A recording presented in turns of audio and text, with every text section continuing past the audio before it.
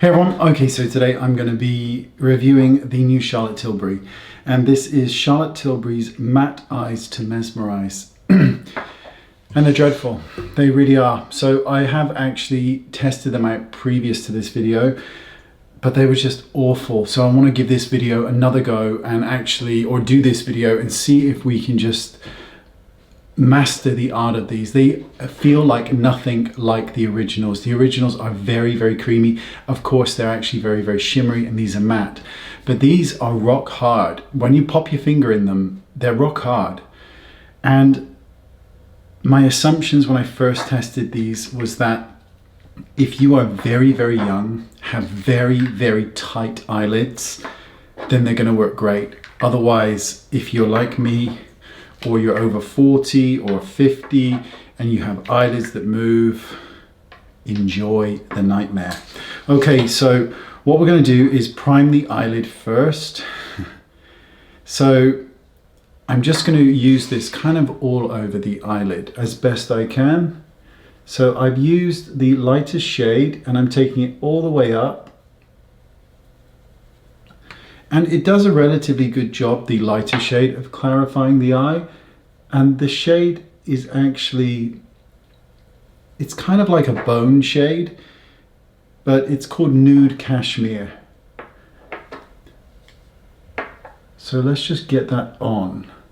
So my brushes are super soft, but I want you to see that there's like a drag that happens with the skin. And it's not that pleasant, particularly if you are or do have a bit more movement in your lids. I'm going to go in with Flawless Beige now. I'm just trying to think how the best way to work these is. I really don't know. So I'm going to go in with Flawless Beige, which I'm going to put into the kind of crease of the eye, but it just tugs at the skin.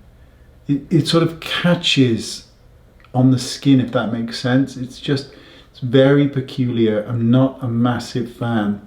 Now I do realize that these are matte shadows and matte cream shadow. I mean, you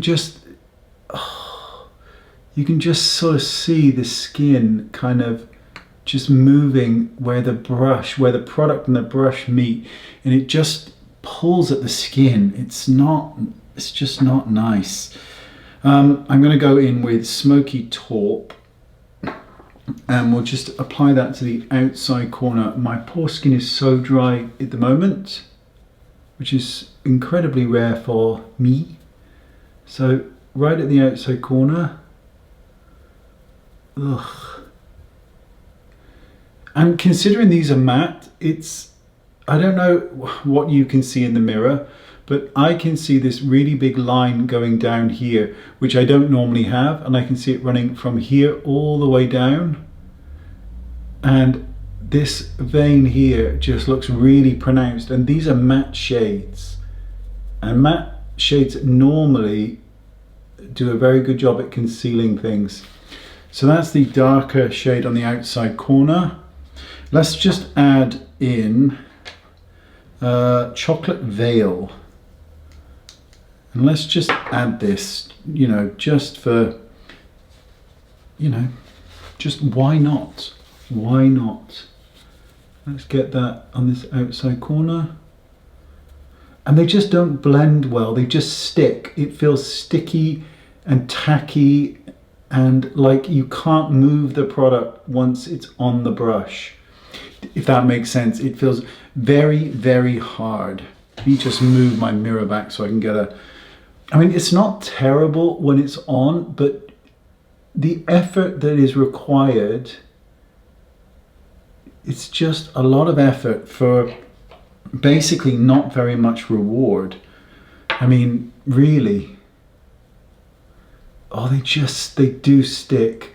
They just sort of catch on the skin and stick. And the original formulas, although they were quite shimmery, they did have quite a beautiful effect, particularly if you were using them underneath an eyeshadow as a base.